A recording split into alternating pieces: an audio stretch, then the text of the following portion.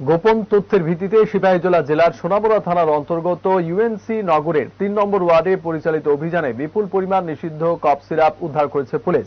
একটি বাড়িতে তল্লাশি চালিয়ে ১৪৭ বোতল মাদকদ্রব্য জব্দ করা হয়। অভিযানে নেতৃত্ব দেন সোনামুড়া থানার ভারপ্রাপ্ত কর্মকর্তা তাপস দাস। মাদক কারবারে জড়িত থাকার অভিযোগে বাড়ির মালিক সহ দুজনকে গ্রেপ্তার করা হয়েছে। অভিযানে পুলিশের পাশাপাশি বিএসএফ এর ৮১ নম্বর ব্যাটালিয়ন এবং টিএসআর জওয়ানরাও অংশ নেন। উদ্ধার হওয়া মাদক কোথা থেকে এসেছে এবং এর সঙ্গে আর কারা জড়িত তা জানতে তদন্ত আরো জোরদার করা হয়েছে।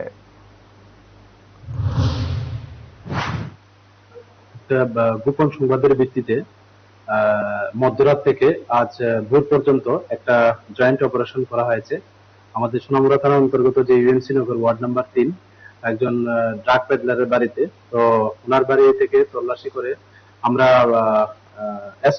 নিষিদ্ধ এসকোপের বোতল উদ্ধার করা হয় সর্বমোট ১৪৬টি।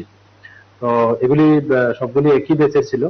তো আমরা সমস্ত আইনি পদ্ধতি মেনে আমরা এগুলি সিজ করি অন দ্য স্পটেই, এবং এ নিয়ে আমাদের সোনামুড়া থানাতে একটা এনডিপিএস দ্বারা মামলা নেওয়া হয় এবং এই বাড়ির যে ওনাকেও গ্রেপ্তার করা হয় এবং সেই সঙ্গে ওনার যে অ্যাসোসিয়েটস আরেকজন ড্রাগ পেডলারকেও অ্যারেস্ট করা হয় কালাপানিয়া থেকে।